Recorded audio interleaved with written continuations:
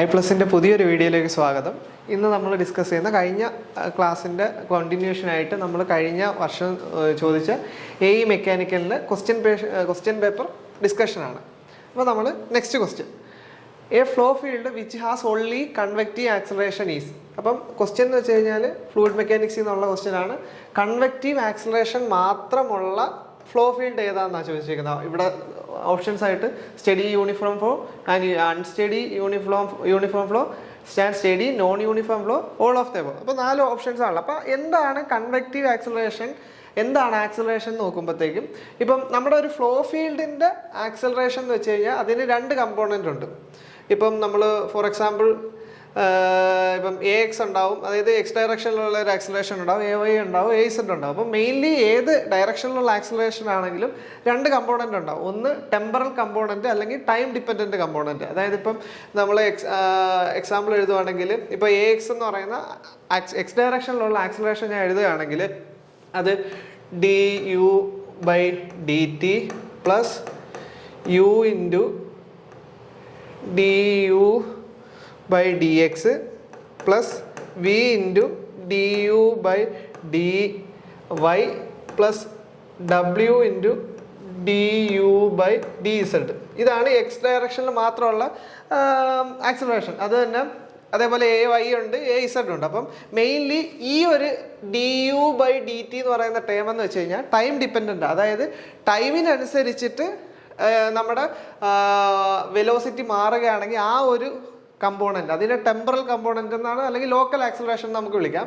അത് കഴിഞ്ഞിട്ട് ഈ 3 ടേം എന്ന് വെച്ച് കഴിഞ്ഞാൽ, ഈ 3 ടേം എന്തൊക്കെയാണെന്ന് വെച്ച് കഴിഞ്ഞാൽ, പൊസിഷൻ വിത്ത് റെസ്പെക്ട് ടു പൊസിഷനിൽ വെലോസിറ്റി മാറുന്നത് കൊണ്ടുണ്ടാവുന്ന ആക്സലറേഷൻ ഇത് ചെയ്യുന്നത്, അതിനെയാണ് നമ്മൾ കൺവെക്റ്റീവ് ആക്സലറേഷൻ എന്ന് പറയാം. അപ്പോൾ ഇവിടെ ചോദ്യം എന്താ, ഇതിപ്പോൾ ഞാനൊരു എക്സാമ്പിൾ എക്സ് ഡയറക്ഷനിൽ മാത്രമുള്ള ആക്സലറേഷൻ ആണ് കൺസിഡർ ചെയ്തിട്ടുള്ളത്. ഇതേപോലെ തന്നെ AY ഉണ്ട്, AZ ഉണ്ട്. അപ്പം 3 ഡയമെൻഷൻ ആകുമ്പോഴത്തേക്കും അപ്പോൾ ഇവിടെ എക്സിന് ആകുമ്പോൾ ഈ യുവിന് പകരം ഈ യുവിനെല്ലാം പകരം V വരും. ആ ഒരു ഡിഫറൻസേ ഉള്ളൂ. അപ്പം നമ്മളിവിടെ പറഞ്ഞേക്കുന്നത് വെച്ച് കഴിഞ്ഞാൽ ഒൺലി കൺവെക്റ്റീവ് ആക്സലറേഷൻ മാത്രമേ ആ ഒരു ഫ്ലോ ഫീൽഡിൽ ഉള്ളൂ എന്നാണ് പറഞ്ഞേക്കുന്നത്. അപ്പം കൺവെക്റ്റീവ് ആക്സലറേഷൻ മാത്രം ഉള്ളതെന്ന് വെച്ച് കഴിഞ്ഞാൽ ഈ 3 ടേമിന് മാത്രമേ വാലിഡിറ്റി ഉള്ളൂ. ഈ 3 ടേം നോൺ സീറോ ആണെന്ന് അവർ പറഞ്ഞിട്ടുണ്ട്. അപ്പോൾ അതിൻ്റെ അർത്ഥം എന്താ, ടെമ്പറൽ ആക്സലറേഷൻ അതായത് ടൈം ഡിപ്പെൻഡൻറ്റ് ആക്സലറേഷൻ 0 ആണെന്ന്. അപ്പം ടൈം ഡിപ്പെൻഡൻറ്റ് ആക്സലറേഷൻ ഈ ഒരു ടേം 0 ആണെന്ന് പറഞ്ഞു കഴിഞ്ഞാൽ വിത്ത് റെസ്പെക്ട് ടു ടൈം ഫ്ലൂയിഡിൻ്റെ പ്രോപ്പർട്ടീസ് ചേഞ്ച് ചെയ്യുന്നില്ല, അതായത് വെലോസിറ്റി ചേഞ്ച് ചെയ്യുന്നില്ല. അപ്പം with respect to time velocity change ചെയ്യുന്നില്ല, ആ ഒരു ടൈപ്പ് ഓഫ് ഫ്ലോ ഏതായിരിക്കും, സ്റ്റഡി ഫ്ലോ ആയിരിക്കും. അപ്പം നമുക്ക് ഒരു കാര്യം മനസ്സിലായി, ഇത് ഒരു സ്റ്റഡി ഫ്ലോ ആണ്, സ്റ്റഡി ഫ്ലോ ആണെന്ന് നമുക്ക് മനസ്സിലായി. കാര്യം എന്താ, ടെമ്പറൽ ആക്സലറേഷൻ ഇല്ല. അപ്പോൾ ഇവിടെ തന്നെ സ്റ്റഡി ഫ്ലോ 2 ഓപ്ഷൻ ഉണ്ട്, എയും ഉണ്ട്, സിയും ഉണ്ട്. പിന്നെ അവർ പറയുന്നതെന്ന് വെച്ച് കഴിഞ്ഞാൽ കൺവെക്റ്റീവ് ആക്സലറേഷൻ ഉണ്ട്, അതായത് with respect to position velocity change ചെയ്യുന്നുണ്ട്. അപ്പം with respect to position velocity change ചെയ്യുന്ന ആ ഒരു ടൈപ്പ് ഓഫ് ഫ്ലോ ഏതാണ്, അതായത് with respect to position velocity change ചെയ്യുന്നില്ലെങ്കിൽ അത് യൂണിഫോം ഫ്ലോയും, with respect to position change ചെയ്യുന്നുണ്ടെങ്കിൽ നോൺ യൂണിഫോം ഫ്ലോയും. അപ്പം കൺവെക്റ്റീവ് ആക്സലറേഷൻ വേണം, അതായത് with respect to position velocity change ചെയ്യണം. അപ്പോൾ ഏത് ഫ്ലോ ആയിരിക്കും, അവിടെ നോൺ യൂണിഫോം ഫ്ലോ ആയിരിക്കും, നോൺ യൂണിഫോം ഫ്ലോ ആയിരിക്കും. അപ്പം ഈ 2 കണ്ടീഷന് സാറ്റിസ്ഫൈ ചെയ്യുന്ന ഫ്ലോ ഫീൽഡ് ഏതായിരിക്കും, സ്റ്റഡി ഫ്ലോയും ആയിരിക്കണം, നോൺ യൂണിഫോം ഫ്ലോയും ആയിരിക്കണം. അപ്പോൾ study and non uniform flow, അതാണ് നമ്മളുടെ ആൻസർ. അതായത് മെയിൻലി കൺവെക്റ്റീവ് ആക്സലറേഷൻ മാത്രം മതി, ടെമ്പറൽ ആക്സലറേഷൻ വേണ്ട. ടെമ്പറൽ ആക്സലറേഷൻ എന്ന് പറയുമ്പോഴത്തേക്കും ടൈം ഡിപ്പെൻഡൻ്റ് ആണ്. അപ്പോൾ ടൈം ഡിപ്പെൻഡൻറ്റ് വെലോസിറ്റി ചേഞ്ച് ചെയ്യരുത്, അപ്പോൾ അത് സ്റ്റഡി ഫ്ലോ ആണ്. അതേപോലെ കൺവെക്റ്റീവ് ആക്സലറേഷൻ വേണം, അതായത് പൊസിഷൻ ഡിപ്പെൻഡൻറ്റ് വെലോസിറ്റി ചേഞ്ച് ചെയ്യുകയും വേണം, അതിനാണ് നോൺ യൂണിഫോം ഫ്ലോ. അപ്പോൾ ഈ 2 കേസ് സാറ്റിസ്ഫൈ ചെയ്യുന്ന ഓപ്ഷൻ എന്ന് വെച്ചാൽ ഓപ്ഷൻ സി ആണ്. ഇനിയിപ്പോൾ നെക്സ്റ്റ് ക്വസ്റ്റ്യനിലോട്ട് പോവുകയാണെങ്കിൽ, as per common design practices the 3 type of hydraulic turbines in descending order of flow rates. അപ്പം നമുക്ക് ഇവിടെ പറഞ്ഞേക്കുന്നത് എന്താണെന്ന് വെച്ച് കഴിഞ്ഞാൽ ഫ്ലോ റേറ്റ്സിൻ്റെ ഡിസെൻഡിങ് ഓർഡറിൽ എഴുതാൻ വേണ്ടിയിട്ടാണ്. അപ്പം ഇവിടെ ഏതൊക്കെ ഓപ്ഷൻസിലുള്ള, ഫ്രാൻസിസ്, പെൽട്ടന്, കെപ്ലാന്, അപ്പം 3 ടർബൈൻ ഉണ്ട്. അപ്പം നോർമലി ഇതിൽ ഏറ്റവും കൂടുതൽ ഹയസ്റ്റ് ഫ്ലോ റേറ്റ് ഏറ്റവും കൂടുതലുള്ളതെന്ന് വെച്ച് കഴിഞ്ഞാൽ ആർക്കായിരിക്കും, നമുക്കറിയാം കെപ്ലാൻ ആയിരിക്കും ഹയസ്റ്റ് ഫ്ലോ റേറ്റ്. അത് കഴിഞ്ഞു കഴിഞ്ഞാൽ ആയിരിക്കും ഫ്രാൻസിസ്. അതും കഴിഞ്ഞിട്ടായിരിക്കും പെൽട്ടൺ. അപ്പം ഈ ഒരു പെൽട്ടൺ. അപ്പം ഈ ഒരു ഡിസെൻഡിങ് ഓർഡറാണ് ചോദിച്ചേക്കുന്നത്. ഇപ്പോൾ ഈ ഓർഡറൊക്കെ ഏതാണെന്ന് നോക്കണം ക്വസ്റ്റ്യൻ നോക്കുമ്പോഴത്തേക്കും. ഡിസെൻഡിങ് ഓർഡർ ആകുമ്പോഴത്തേക്കും കെപ്ലാൻ, ഫ്രാൻസിസ്, പെൽട്ടൺ. അപ്പോൾ ആ ഒരു ഡിസെൻഡിങ് ഓർഡർ. അപ്പോൾ ഏറ്റവും ഫ്ലോ റേറ്റ് കുറവ് നമ്മുടെ പെൽട്ടൺ ആയിരിക്കും. ഇനി ഇതേപോലെ ഫ്ലോ റേറ്റിന് വരെ സാധാരണ ചോദിക്കാറുള്ള മറ്റൊരു കാര്യം എന്താണെന്ന് വെച്ച് കഴിഞ്ഞാൽ ഹെഡ്. ഏറ്റവും കൂടുതൽ അവൈലബിൾ ഹെഡിൽ വർക്ക് ചെയ്യുന്ന ടർബൈൻ ഏതാണ്? ഇപ്പം നമുക്കൊരു എക്സാമ്പിൾ എന്ന് വെച്ച് കഴിഞ്ഞാൽ ഇപ്പോൾ നമ്മൾ ഇടുക്കിയിലൊക്കെ എന്ന് വെച്ച് കഴിഞ്ഞാൽ ഹൈ ഹെഡ് അവൈലബിൾ ആണ്. അപ്പോൾ അവിടെ നമ്മൾ യൂസ് ചെയ്യുന്ന ടർബൈൻ എന്ന് വെച്ച് കഴിഞ്ഞാൽ പെൽട്ടൺ ആണ്. അപ്പം പെൽട്ടൺ ആയിരിക്കും ഏറ്റവും കൂടുതൽ ഹൈ ഹെഡിൽ വർക്ക് ചെയ്യുന്നത്. അതിന് ശേഷമായിരിക്കും ഫ്രാൻസിസ് ടർബൈൻ. അതിലും ഏറ്റവും ചെറിയ ഹെഡിൽ വർക്ക് ചെയ്യുന്ന ടർബൈൻ ആയിരിക്കും കെപ്ലാൻ ടർബൈൻ. അപ്പം ഫ്ലോ റേറ്റ്സിന്റെ നേരെ ഓപ്പോസിറ്റ് ആയിരിക്കും നമ്മുടെ ഹെഡിന്റെ വെച്ച് ക്വസ്റ്റ്യൻ ചോദിച്ചു കഴിഞ്ഞാൽ. അപ്പം അവൈലബിൾ, ഇപ്പം ഞാൻ ഇവിടെ എഴുതിയിട്ടുണ്ട്, അവൈലബിൾ ഹെഡ് ഏറ്റവും ഹൈ എന്ന് വെച്ച് കഴിഞ്ഞാൽ പെൽട്ടൺ ആയിരിക്കും, അതിൽ കുറവ് ഫ്രാൻസിസ് ആയിരിക്കും, അതിൽ കുറവ് കെപ്ലാൻ ആയിരിക്കും. നേരെ മറിച്ച് ഡിസ്ചാർജ് അല്ലെങ്കിൽ ഫ്ലോ റേറ്റ് ഏറ്റവും കുറവ് നമ്മുടെ കെപ്ലാൻ ആയിരിക്കും, ഏറ്റവും കുറവ് പെൽട്ടൺ ആയിരിക്കും, ഏറ്റവും ഹൈ കെപ്ലാനും ആയിരിക്കും. അപ്പോൾ നമ്മുടെ ആൻസർ അതാണ്. ഇനി അടുത്തതെന്ന് വെച്ച് കഴിഞ്ഞാൽ അടുത്ത ക്വസ്റ്റ്യനിലെന്ന് വെച്ചാൽ a draft tube is not required for a. അപ്പം ഡ്രാഫ്റ്റ് ട്യൂബ് എന്താ? അപ്പം നമ്മൾ ഡ്രാഫ്റ്റ് ട്യൂബ് എവിടെ യൂസ് ചെയ്തത്? ഡ്രാഫ്റ്റ് ട്യൂബ് യൂസ് ചെയ്യുന്നതെന്ന് വെച്ച് കഴിഞ്ഞാൽ റിയാക്ഷൻ ടർബൈൻ്റെ ഔട്ട്ലെറ്റിലുള്ള പ്രഷർ എനർജി കുറവായിരിക്കും, നമ്മുടെ അറ്റ്മോസ്ഫിയർ പ്രഷർ ഹെഡ് കുറവായിരിക്കും. അപ്പം നമുക്കതിനെ നമ്മൾ ടെയിൽ ലേസിലോട്ട് ഡിസ്ചാർജ് ചെയ്യാൻ വേണ്ടിയിട്ട് നമ്മൾ എന്ത് ചെയ്യുക, ഔട്ട്ലെറ്റിലുള്ള കൈനറ്റിക് ഹെഡിനെ നമ്മൾ ട്രാൻസ്ഫർ ചെയ്തിട്ട് പ്രഷർ ഹെഡ് ആക്കി മാറ്റും. ആ ഒരു എക്യുപ്മെൻ്റ് ആണ് ഡ്രാഫ്റ്റ് ട്യൂബ്. അപ്പം ഡ്രാഫ്റ്റ് ട്യൂബ് എവിടെയാണ് നമ്മൾ ഏതിന് വേണ്ടതെന്നാണ് ചോദിച്ചേക്കുന്നത്. അപ്പം സാധാരണ ഇപ്പം ഡ്രാഫ്റ്റ് ട്യൂബ് യൂസ് ചെയ്യുന്ന ടൈപ്പ് ഓഫ് ടർബൈൻ ഏതായിരിക്കും? റിയാക്ഷൻ ടർബൈൻ ആയിരിക്കും. നമുക്ക് നേരെ മറിച്ച് ഇമ്പൾസ് ടർബൈനിലെന്ന് വെച്ച് കഴിഞ്ഞാൽ പ്രഷർ ഹെഡ് എപ്പോഴും കോൺസ്റ്റന്റ് ആയതുകൊണ്ട്, അതായത് വർക്കിംഗ് ഹെഡ് എന്ന് വെച്ച് കഴിഞ്ഞാൽ അറ്റ്മോസ്ഫിയറിക് ഹെഡ് തന്നെ ആയതുകൊണ്ട് തന്നെ അവിടെ എന്ന് വെച്ച് കഴിഞ്ഞാൽ പ്രഷർ ഹെഡ് ആ ഒരു വേരിയേഷൻ ഇല്ല. അതുകൊണ്ട് തന്നെ നമുക്ക് ഇമ്പൾസ് ടർബൈനിൽ ഡ്രാഫ്റ്റ് ട്യൂബിൻ്റെ യൂസ് ഇല്ല. അപ്പോൾ റിയാക്ഷൻ ടർബൈനിലാണ് നമുക്ക് ഡ്രാഫ്റ്റ് ട്യൂബ് യൂസ് ചെയ്യേണ്ടത്. അപ്പോൾ ഇവിടെ എന്ന് വെച്ച് കഴിഞ്ഞാൽ ഫ്രാൻസിസ് ഏതാ? റിയാക്ഷൻ ടർബൈനാണ്. കെപ്ലാനും റിയാക്ഷൻ ടർബൈനാണ്. എന്നാൽ പെൽട്ടൺ വീൽ എന്ന് വെച്ചാൽ ഇമ്പൾസ് ടർബൈൻ. അപ്പം പെൽട്ടൺ വീലിൽ നമുക്ക് ഡ്രാഫ്റ്റ് ട്യൂബിൻ്റെ ആവശ്യം വരുന്നില്ല. അപ്പം നമുക്ക് ഇവിടെ ഡ്രാഫ്റ്റ് ട്യൂബ് വേണ്ടാത്ത ഏത് ടർബൈൻ ആണെന്ന് വെച്ച് കഴിഞ്ഞാൽ പെൽട്ടൺ ടർബൈനാണ്. Pelton turbine. ഇനി നെക്സ്റ്റ് ക്വസ്റ്റ്യൻ എന്ന് വെച്ചാൽ പിറ്റോട്ട് സ്റ്റാറ്റിക് ട്യൂബ് മെഷേഴ്സ്. അപ്പോൾ പിറ്റോട്ട് സ്റ്റാറ്റിക് ട്യൂബ് എന്താണ് മെഷർ ചെയ്യുന്നതാണ്? അതിൽ ഓപ്ഷൻസ് ആയിട്ട് എന്തൊക്കെയാണ്? Dynamic pressure, difference in static and dynamic pressure, static pressure, atmospheric pressure. അപ്പം ബേസിക്കലി നമ്മൾ ഫ്ലോ മെഷർമെന്റ് ചെയ്യുമ്പോഴത്തേക്കും ഇത് നമ്മുടെ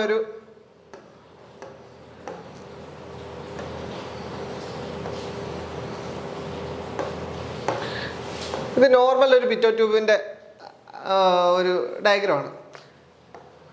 അപ്പോൾ ഇതിൽ നമ്മളൊരു ഫ്ലോ വരികയാണ്. ഈ ഒരു ഫ്ലോയിൽ നമ്മളൊരു പീസോമീറ്റർ ഇൻസർട്ട് ചെയ്തിട്ടുണ്ട്. അപ്പോൾ ഇവിടെ നമുക്ക് കിട്ടുന്ന ഹെഡ് എന്ന് വെച്ച് കഴിഞ്ഞാൽ സ്റ്റാറ്റിക് ഹെഡ് ആയിരിക്കും. സ്റ്റാറ്റിക് ഹെഡ്, ഇത് സ്റ്റാറ്റിക് ഹെഡ് ആയിരിക്കും. ഇനി ഈ വാട്ടർ ഒരു വെലോസിറ്റിയിലാണ് വരുന്നത്. അപ്പോൾ ഈ ഫ്ലോയിൽ ഈ വാട്ടർ, ഇതിപ്പോൾ വാട്ടർ ആണെങ്കിൽ അല്ലെങ്കിൽ ഏത് ലിക്വിഡ് ആയാലും ഈ ലിക്വിഡിന് ഒരു സ്റ്റാറ്റിക് ഹെഡും ഉണ്ടാവും, അതേപോലെ തന്നെ കൈനറ്റിക് ഹെഡ്, അതായത് മോഷൻ മൂലം ഉണ്ടാകുന്ന ഒരു ഹെഡും ഉണ്ടാവും. നമ്മൾ ഇങ്ങനൊരു ബെൻഡ് ചെയ്ത ഒരു ട്യൂബ് ഇത് ചെയ്ത് കഴിഞ്ഞാൽ ഇവിടെ വരുന്ന ലിക്വിഡ് എന്ത് ചെയ്യും? ഇവിടെ വരുന്ന ലിക്വിഡിൻ്റെ വെലോസിറ്റി 0 ആവും, അതായത് സ്റ്റാഗ്നേറ്റ് പൊസിഷൻ ആവും. അപ്പോൾ ആ വെലോസിറ്റി 0 ആകുമ്പോഴത്തേക്ക് ആ ഒരു കൈനറ്റിക് എനർജി പ്രഷർ ഹെഡായിട്ട് കൺവേർട്ടഡ് ആവും. അപ്പം പ്രഷർ ഹെഡായിട്ട് കൺവേർട്ടഡ് ആകുമ്പം ഇവിടെ വരുന്ന ഹെഡ് എന്ന് വെച്ച് കഴിഞ്ഞാൽ, ഇവിടെ കാണിക്കുന്ന ഹെഡ് എന്ന് വെച്ച് കഴിഞ്ഞാൽ എന്തായിരിക്കും? ഇവിടുത്തെ ഉള്ള സ്റ്റാറ്റിക് ഹെഡും ഉണ്ടാവും, അതിൻ്റെ കൂടെ ഈ പ്രഷർ, അതായത് കൈനറ്റിക് ഹെഡ് കൺവേർട്ടഡ് ആയി പ്രഷർ ഹെഡായ ആ ഒരു ഹെഡൂടെ ഉണ്ടാവും. അപ്പം ഇവിടെ വരുന്നതെന്ന് വെച്ച് കഴിഞ്ഞാൽ സ്റ്റാറ്റിക് ഹെഡും അതിൻ്റെ കൂടെ ഈ കൺവേർട്ടഡ് ആവുന്ന ആ ഒരു ഹെഡ്, അതായത് വെലോസിറ്റി കൺവേർട്ട് ചെയ്തിട്ട് പ്രഷർ ഹെഡ് ആവുന്ന ആ ഒരു ഹെഡിന് നമ്മൾ ഡൈനാമിക് ഹെഡ് എന്നാ പറയാം, ഡൈനാമിക് പ്രഷർ. അപ്പം ഡൈനാമിക് ഹെഡും ഉണ്ടാവും. അപ്പം നമുക്ക് ഈ ഒരു വെലോസിറ്റിയാണ് ഇവിടെ ഇത്ര ഹെഡിന് കാരണം. അപ്പം നമുക്ക് ഈ ഒരു സ്റ്റാറ്റിക് ഹെഡും ഈ ടോട്ടൽ ഹെഡും തമ്മിലുള്ള ഡിഫറൻസ്, അതായത് ഡൈനാമിക് ഹെഡ് അറിയാമെങ്കിൽ നമുക്ക് ഇതിൻ്റെ വെലോസിറ്റി കണ്ടുപിടിക്കാം. അപ്പം ഇതെന്ന് വെച്ച് കഴിഞ്ഞാൽ ജസ്റ്റ് ഒരു നോർമൽ പിറ്റോട്ട് ട്യൂബാണ്. ഇനി പിറ്റോട്ട് സ്റ്റാറ്റിക് ട്യൂബ് എന്ന് വരുമ്പോഴത്തേക്കും ഈ പീസോമീറ്ററും ഈ നമ്മൾ ബെൻഡ് ചെയ്ത ഈ ഒരു എക്യുപ്മെൻറ്റും രണ്ടും ഒരേ ഒരു അപ്പാരറ്റസിൽ ഇൻട്രൊഡ്യൂസ് ചെയ്തിട്ടുണ്ട്. അതായത് ഇതാണിപ്പം പിറ്റോസ്റ്റാറ്റിക് ട്യൂബ്. അതിലെന്ന് വെച്ച് കഴിഞ്ഞാൽ ഈ ഒരു കോളത്തിലെന്ന് വെച്ച് കഴിഞ്ഞാൽ സ്റ്റാറ്റിക് പ്രഷർ മെഷർ ചെയ്യാം. കാര്യം ഇവിടെ ഒരു ഹോളുണ്ട്, അത് വെച്ച് നമുക്ക് ഇവിടുത്തെ ഈ ഒരു പോയിന്റിലെ സ്റ്റാറ്റിക് ഹെഡ് എത്രയാണെന്ന് മനസ്സിലാവും. നേരെ മറിച്ച് ഇവിടെ എന്ന് വെച്ച് കഴിഞ്ഞാൽ ഫ്ലോ റെസ്ട്രിക്ട് ചെയ്യുന്നുണ്ട്, അതായത് ഫ്ലോ സ്റ്റാഗ്നേറ്റഡ് പോയിന്റിലോട്ട് നമ്മൾ കൺവേർട്ട് ചെയ്യുന്നുണ്ട്. അതുകൊണ്ട് തന്നെ ഈ ഒരു ലിംബിൽ നമുക്ക് മെഷർ ചെയ്യാൻ പറ്റുന്നതെന്ന് വെച്ച് കഴിഞ്ഞാൽ ടോട്ടൽ ഹെഡ് ആയിരിക്കും. അപ്പോൾ ഈ രണ്ടിൻ്റെ ഡിഫറൻസ് എന്തായിരിക്കും? ആ വെലോസിറ്റി കൺവേർഷൻ മൂലം ഉണ്ടായ ഹെഡ്, അത് ഡൈനാമിക് ഹെഡാണ്, അതല്ലെങ്കിൽ ഡൈനാമിക് പ്രഷറാണ്. അപ്പോൾ ഈ ഡൈനാമിക് പ്രഷറാണ് നമ്മൾ മെഷർ ചെയ്തിട്ട് ഈ ഒരു ഫ്ലോയിൻ്റെ വെലോസിറ്റി കണ്ടുപിടിക്കുന്നത്. അപ്പോൾ നമുക്ക് പിറ്റോട്ട് സ്റ്റാറ്റിക് ട്യൂബിൽ എന്താണ് മെഷർ ചെയ്യുന്നത്? ആ ഒരു ഡിഫറൻസ് ഇൻ പ്രഷർ, അതെന്ന് വെച്ചാൽ ഏതായിരിക്കും? ഡൈനാമിക് പ്രഷർ ആയിരിക്കും. അപ്പം ഇവിടെ ആൻസറിൽ ഡൈനാമിക് പ്രഷർ ഉണ്ട്, difference in static and dynamic pressure ഉണ്ട്. ആക്ച്വലി സ്റ്റാറ്റിക് പ്രഷർ എന്ന് വെച്ച് കഴിഞ്ഞാൽ പീസോമീറ്റർ മെഷർ ചെയ്യുന്ന ആ ലിബ് മെഷർ ചെയ്യുന്ന ഹെഡാണ്. പിന്നെ ഡൈനാമിക് പ്രഷർ എന്ന് വെച്ച് കഴിഞ്ഞാൽ ഡിഫറൻസ്, നമുക്ക് ആ ഡിഫറൻസ് മതി. അപ്പം ഡിഫറൻസ് ആണ് നമ്മൾ മെഷർ ചെയ്യുന്നത്. അപ്പം ഈ ഒരു ക്വസ്റ്റ്യൻ്റെ ആൻസർ ഡൈനാമിക് പ്രഷർ ആയിരിക്കും.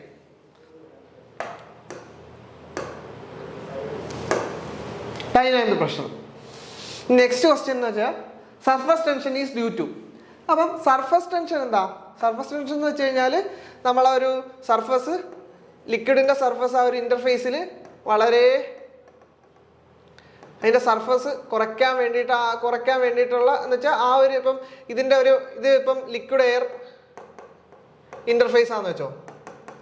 അപ്പം ഇവിടെ ഈ ഒരു സർഫസിലുള്ള മോളിക്യൂൾസിനെ അകത്തുള്ള മോളിക്യൂൾസ് അട്രാക്ട് ചെയ്ത് ഒരു എലാസ്റ്റിക് മെംബ്രെയിൻ പോലെ ഈ ഒരു സർഫസ് ആക്ട് ചെയ്യും. ആ ഒരു പ്രോപ്പർട്ടിയാണ് സർഫസ് ടെൻഷൻ. അപ്പം ഇവിടെ ഈ അട്രാക്ട് ചെയ്യുന്ന സെയിം ലിക്വിഡ് മോളിക്യൂൾസ് തന്നെ, അതായത് ടോപ്പിലുള്ള മോളിക്യൂൾസ് തന്നെ അതിൻ്റെ സെയിം ടൈപ്പ് ഓഫ് മോളിക്യൂൾസ് തന്നെയാണ് അട്രാക്ട് ചെയ്യുന്നത്. അതുകൊണ്ട് തന്നെ സെയിം മോളിക്കുലാർ അട്രാക്ഷൻ ആണ് ഇവിടെ ഈ സർഫസ് ടെൻഷന് കാരണം. അപ്പോൾ സെയിം ടൈപ്പ് ഓഫ് മോളിക്യൂൾസ് തമ്മിലുള്ള അട്രാക്ഷൻ എന്തായിരിക്കും?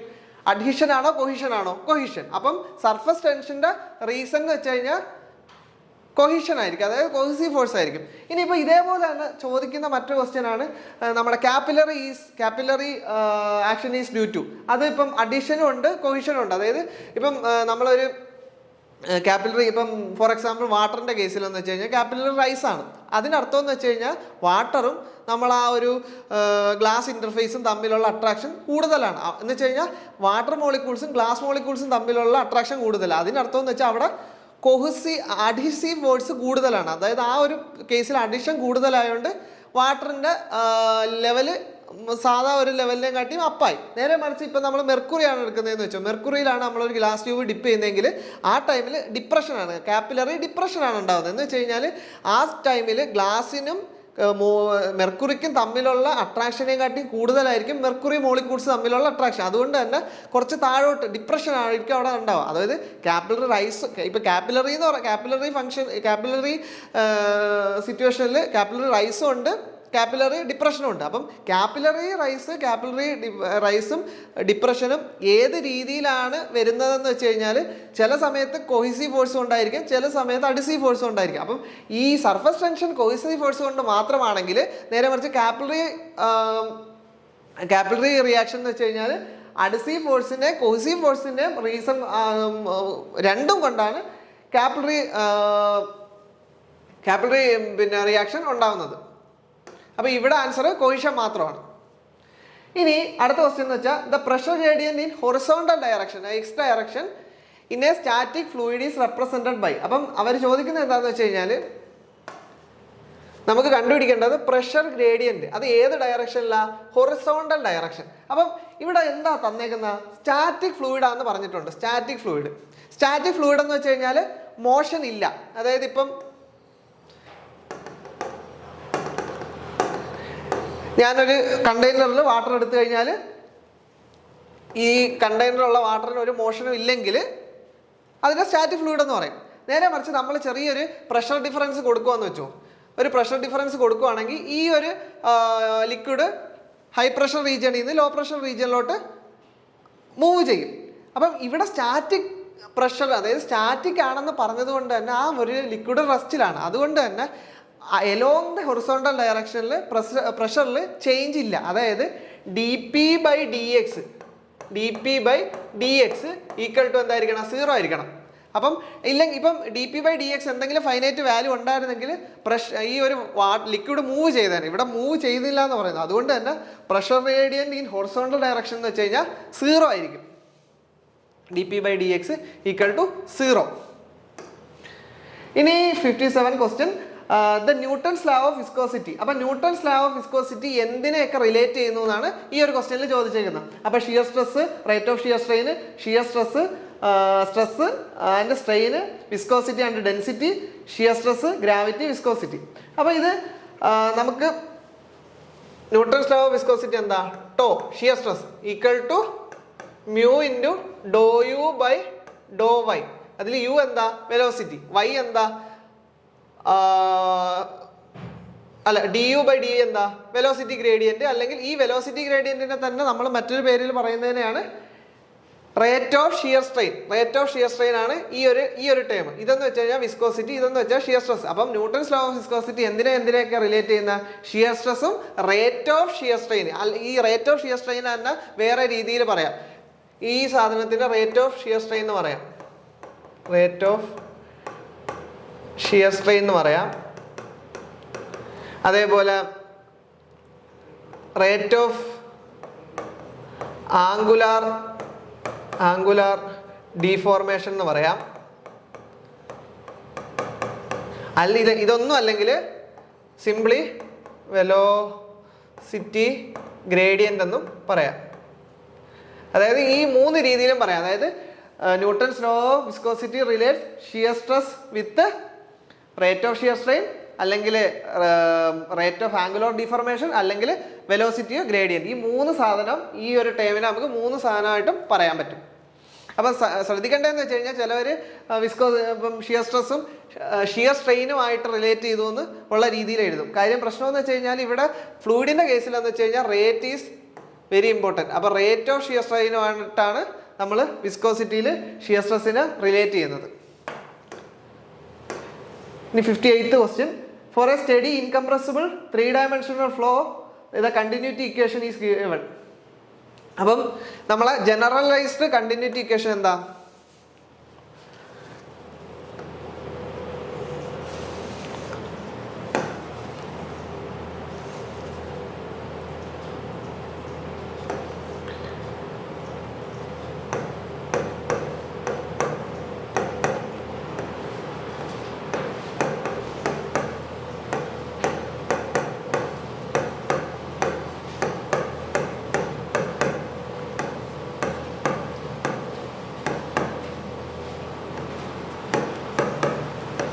ഇതാണ് നമ്മളുടെ ജനറലൈസ്ഡ് കണ്ടിന്യൂറ്റി ഇക്വേഷൻ. അതായത് ∂ρ/∂t. അതായത് ഡ്രോ എന്ന് പറഞ്ഞാൽ density plus ∂ρu/∂x plus ∂ρv/∂y plus ∂ρw/∂z. അതായത് യുവും വിയും ഡബ്ല്യു എന്ന് വെച്ചാൽ എക്സ് വൈ ഇസഡ് ഡയറക്ഷനിലേക്കുള്ള വെലോസിറ്റിയാണ്. അപ്പം ഇവിടെ എന്തൊക്കെയാണ് പറഞ്ഞേക്കുന്നത്? സ്റ്റഡി ഫ്ലോ ആണെന്ന് പറഞ്ഞിട്ടുണ്ട്. Steady flow. അപ്പോൾ സ്റ്റഡി ഫ്ലോ എന്ന് പറഞ്ഞാൽ എന്താ? With respect to time there will be no changes. അപ്പം ഈ ടൈമിൻ്റെ ടേം, അതായത് d(ρ/dt) ഈ ഒരു ടേം 0 ആയി പോകും. ബാക്കിയുള്ള ടേം അതിലുണ്ടാവും. പിന്നെ അടുത്ത പറഞ്ഞേക്കുന്നത് എന്താ? ഇൻകംപ്രസിബിൾ ആണ്. അപ്പോൾ ഇൻകംപ്രസിബിൾ എന്ന് പറയുമ്പോൾ എന്താ? ഡെൻസിറ്റി ചേഞ്ച് ചെയ്യുന്നില്ല. അതുകൊണ്ട് തന്നെ ഈ ഡെൻസിറ്റി നമുക്ക് ഈ ഒരു പുറത്തെടുക്കാം. അപ്പം ρ × ∂u/∂x plus ρv/∂y plus ρw/ds = 0. അപ്പം ഡെൻസിറ്റി എന്തായാലും 0 ആകത്തില്ലേ? അപ്പം ഈ ടേം ആയിരിക്കൂലേ 0. അപ്പം ആ ടേം ഏതാ 0? ∂u/∂x plus ∂v/∂y plus ∂w/∂z = 0. അപ്പം നമ്മുടെ ആൻസർ ഇതാണ്. അതായത് നമ്മൾ ആദ്യം ജനറലൈസ്ഡ് ആയിട്ടുള്ള കണ്ടിന്യൂറ്റി ഇക്വേഷൻ എഴുതി. അത് കഴിഞ്ഞിട്ട് സ്റ്റഡി സ്റ്റേറ്റിന് ടൈം ഡിപ്പെൻഡൻറ്റ് ടേംസ് 0 ആണ്. അത് കഴിഞ്ഞിട്ട് ഇൻകംപ്രസിബിൾ ആയതുകൊണ്ട് നമ്മൾ ഡെൻസിറ്റി പുറത്തെടുത്തു. അപ്പോൾ ഈ ഒരു ടേം 0 ആയിട്ട് കിട്ടും. അപ്പോൾ ഇതാണ് നമ്മളുടെ ആൻസർ. ഇനി Moody's chart is used to determine the. Moody's chart എന്തിനാണ് ഡിറ്റർമൈൻ ചെയ്യുന്നത്? നമുക്ക് മൂഡീസ് ചാർട്ട് എന്ന് വെച്ചാൽ എന്താ? മൂഡീസ് ചാർട്ട് എന്ന് വെച്ച് കഴിഞ്ഞാൽ നമ്മൾ ഫ്രിക്ഷൻ ഫാക്ടർ, അതായത് നമ്മുടെ കൊമേഴ്ഷ്യൽ പൈപ്പില്ലേ, നമ്മൾ കൊമേഴ്ഷ്യൽ പൈപ്പ്സിൻ്റെ ഫ്രിക്ഷൻ ഫാക്ടർ കണ്ടുപിടിക്കാൻ വേണ്ടി യൂസ് ചെയ്യുന്ന ഒരു ചാർട്ടാണ് മൂഡീസ് ചാർട്ട്. ഇത് എന്തൊക്കെയാണ് സാധാരണ ഇതിൽ നിന്ന് വരാവുന്ന ക്വസ്റ്റ്യൻ എന്ന് വെച്ച് കഴിഞ്ഞാൽ ഏതുമായിട്ടാണ് ഗ്രാഫ് വരയ്ക്കുക. അതായത് ഫ്രിക്ഷൻ ഫാക്ടറും എഫും ഫ്രിക്ഷൻ ഫാക്ടറും പിന്നെ റെയ്നോൾഡ്സ് നമ്പർ REന്റെ ഇടയ്ക്കുള്ള ഒരു കർവാണ്, ഇടയ്ക്കുള്ള ഒരു ഗ്രാഫാണ് മൂഡീസ് ചാർട്ട്. അപ്പം ഓരോ റിലേറ്റീവ് റഫ്നെസ്സിനും വാല്യൂവിനും റിലേറ്റീവ് റഫ്നെസ് വാല്യൂവിനും ഓരോ ഗ്രാഫ് ഉണ്ടാവും. അതിൽ നിന്ന് നമുക്ക് ഫ്രിക്ഷൻ ഫാക്ടർ എങ്ങനെയാണ് കണ്ടുപിടിക്കാം. ഫോർ എക്സാമ്പിൾ നമുക്കൊരു പൈപ്പിൻ്റെ റിലേറ്റീവ് റഫ്നെസ് അറിയാം, എന്നിട്ട് നമ്മൾ ആ ഒരു ഫ്ലോ ഫീൽഡിൽ ഉണ്ടാവാവുന്ന റെയ്നോൾഡ്സ് നമ്പറും അറിയാം. അത് അറിയാമെങ്കിൽ നമ്മൾ ആ ഒരു ഗ്രാഫ്, ഇപ്പം ഇതാണ് റിലേറ്റീവ് റഫ്നെസ്, ആ ഒരു പർട്ടിക്കുലർ കർവ് ഇതാന്ന് വെച്ചോ, അതായത് നമ്മളുടെ റിലേറ്റീവ് റഫ്നെസ് കർവ് ഇതാന്ന് വെച്ചോ. ആ റിലേറ്റീവ് റഫ്നെസ് കർവ് ഇതാണെങ്കിൽ നമുക്ക് നമ്മുടെ ഫ്ലോ ഫീൽഡിന്റെ റെയ്നോൾഡ്സ് നമ്പറും അറിയാമെങ്കിൽ നമുക്ക് ഡയറക്റ്റ്ലി നമുക്ക് ഈ ഒരു ഗ്രാഫിൽ നിന്ന് ഫ്രിക്ഷൻ ഫാക്ടർ കണ്ടുപിടിക്കാൻ പറ്റും. അപ്പോൾ ഇതിൽ സാധാരണ ചോദിക്കുന്നതെന്ന് വെച്ച് കഴിഞ്ഞാൽ ഫ്രിക്ഷൻ ഫാക്ടറും REയും തമ്മിലാണ് ഈ ഒരു ഗ്രാഫ് വരയ്ക്കുന്നത്. അതേപോലെ തന്നെ എന്ത് ആണ് നമ്മൾ ഇവിടെ കണ്ടുപിടിക്കുന്നത്, നമ്മളെ കണ്ടുപിടിക്കുന്നതെന്ന് വെച്ച് കഴിഞ്ഞാൽ ഫ്രിക്ഷൻ ഫാക്ടറാണ് നമ്മൾ കണ്ടുപിടിക്കുന്നത്. അപ്പോൾ നമ്മുടെ ക്വസ്റ്റ്യനിൽ ഇതാ ചോദിച്ചേക്കുന്ന എന്ത് ഡിറ്റർമൈൻ ചെയ്യാനാണ് നമ്മൾ മൂഡീസ് ചാർട്ട് യൂസ് ചെയ്യുന്നതെന്ന്. അപ്പം ഇവിടെ എന്ന് വെച്ച് കഴിഞ്ഞാൽ റെയ്നോൾഡ്സ് റിസൾട്ട് ഫ്രിക്ഷൻ ഫാക്ടർ. അപ്പം ഫ്രിക്ഷൻ ഫാക്ടറാണ് നമ്മളുടെ കറക്റ്റ് ഉത്തരം. ഇനി ലാസ്റ്റ് ക്വസ്റ്റ്യൻ ഈ ഒരു സെഷനിലെ ലാസ്റ്റ് ക്വസ്റ്റ്യൻ നമുക്ക് നോക്കാം. Specific speed of a centrifugal pump is. അപ്പം സെൻട്രിഫ്യൂഗൽ പമ്പിന്റെ സ്പെസിഫിക് സ്പീഡാണ് നമുക്ക് കണ്ടുപിടിക്കേണ്ടത്. അപ്പം സ്പെസിഫിക് സ്പീഡ് എന്ന് വെച്ചാൽ എന്താ, അതായത് ആദ്യം ഇപ്പം സ്പെസിഫിക് സ്പീഡ് തന്നെ പമ്പിനും ഉണ്ട് ടർബൈനും ഉണ്ട്. അപ്പം ഒരു പമ്പിന്റെ ഔട്ട്പുട്ട് എന്തായിരിക്കും, അതായത് നമ്മൾ വാട്ടർ ലോ ലെവലിൽ നിന്ന് നമുക്ക് ഹൈ ഹെഡിലോട്ട് എത്തിക്കാനാണ് പമ്പ് നമ്മൾ യൂസ് ചെയ്യുന്നത്. അതായത് പമ്പിന്റെ ഔട്ട്പുട്ട് എന്തായിരിക്കും, ഡിസ്ചാർജ് ആയിരിക്കും. അപ്പം സ്പെസിഫിക് സ്പീഡ് എന്താണെന്ന് വെച്ച് കഴിഞ്ഞാൽ നമ്മളെ പർട്ടിക്കുലർ ഒരു പമ്പ്, ആ ഒരു പമ്പിന് ജിയോമെട്രിക്കലി സിമിലർ ആയ മറ്റൊരു പമ്പ് നമ്മൾ എടുത്തു. ആ പമ്പ് 1 മീറ്റർ ഹെഡ് കൊടുത്താൽ 1 മീറ്റർ ഹെഡിൽ 1 ക്യൂബിക് മീറ്റർ ക്യൂബ് ഡിസ്ചാർജ് കൊടുക്കും ഒരു പർട്ടിക്കുലർ വെലോസിറ്റിയിൽ റൺ ചെയ്യുമ്പോഴത്തേക്കും, അല്ല പർട്ടിക്കുലർ സ്പീഡിൽ റൺ ചെയ്യുമ്പോഴത്തേക്കും. ആ സ്പീഡിന് നമ്മൾ പറയുന്ന പേരാണ് സ്പെസിഫിക് സ്പീഡ്. അപ്പം specific speed of a centrifugal pump is defined as the speed of a geometrically similar pump which would deliver 1 cubic meter of liquid per second against a head of 1 meter. 1 metre ഹെഡിന് 1 cubic metre liquid deliver ചെയ്യാൻ വേണ്ട speed, ആ ഒരു സ്പീഡിന് നമ്മൾ പറയുന്ന പേരാണ് specific speed of a pump. നേരെ മറിച്ച് ഇനിയിപ്പം നമ്മൾ specific speed of a turbine നോക്കാം. 2 ചോദിക്കാൻ സാധ്യതയുള്ള ക്വസ്റ്റ്യൻസ് ആണ്. അപ്പം ടർബൈൻ്റെ ഔട്ട്പുട്ട് എന്താ, ഇപ്പം ടർബൈൻ എന്താ, നമ്മുടെ ഹൈഡ്രോളിക് എനർജി മൂലം പവർ ഉണ്ടാക്കുന്ന ഒരു എക്യുപ്മെൻ്റ് ആണ് ടർബൈൻ. അപ്പം മെക്കാനിക്കൽ പവർ. അപ്പം ഇവിടെ എന്ന് വെച്ച് കഴിഞ്ഞാൽ ഇവിടെ ഡിസ്ചാർജ് ആയിരുന്നെങ്കിൽ ഇവിടെ എന്ന് വെച്ച് കഴിഞ്ഞാൽ നമ്മുടെ ഔട്ട്പുട്ട് പവറാണ്. അപ്പം 1 യൂണിറ്റ് പവർ ജനറേറ്റ് ചെയ്യും എപ്പോഴാ, 1 യൂണിറ്റ് ഹെഡിന് അണ്ടറിൽ വർക്ക് ചെയ്യുമ്പം 1 യൂണിറ്റ് പവർ ജനറേറ്റ് ചെയ്യാൻ ജിയോമെട്രിക്കലി സിമിലർ ആയിട്ടുള്ള ടർബൈൻ റൺ ചെയ്യേണ്ട സ്പീഡിനെ പറയുന്ന പേരാണ് സ്പെസിഫിക് സ്പീഡ് ഓഫ് ടർബൈൻ. അപ്പോൾ specific speed of turbine is defined as the speed of a geometrically similar turbine that would develop unit power when working under unit head. അപ്പോൾ ഇത് രണ്ടിൻ്റെ formula important ആണ്. അപ്പം ഇവിടെ നമ്മൾ ഈ ക്വസ്റ്റ്യനിൽ ചോദിച്ചേക്കുന്നതെന്ന് വെച്ച് കഴിഞ്ഞാൽ പമ്പിൻ്റെ സ്പെസിഫിക് സ്പീഡാണ് ചോദിച്ചേക്കുന്നത്. അതെന്ന് വെച്ച് കഴിഞ്ഞാൽ n√Q/h⁻³ നേരെ മറിച്ച് ടർബൈൻ്റെ ആണെങ്കിൽ n√P/h⁻5/4. ഇപ്പം പിന്നെ ഈ നമ്മുടെ പമ്പിൻ്റെ കേസിൽ റൂട്ടിൽ വരുന്ന സാധനം എന്ന് വെച്ച് കഴിഞ്ഞാൽ ഡിസ്ചാർജ് ആയിരിക്കും, കാര്യം പമ്പിൻ്റെ ഔട്ട്പുട്ട് അതാണ്.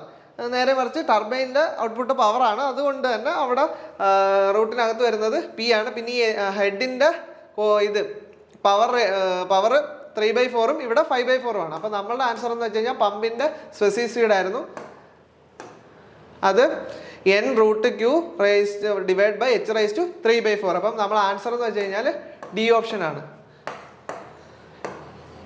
n√Q/h⁻3/4. അപ്പോൾ ഇതാണ് നമ്മളുടെ ആൻസർ. അപ്പോൾ ഈ ഒരു സെഷൻ നമുക്കിവിടെ എൻഡ് ചെയ്യാം. I+ന്റെ മറ്റൊരു വീഡിയോയിൽ നമുക്ക് കണ്ടുമുട്ടാം. Thank you.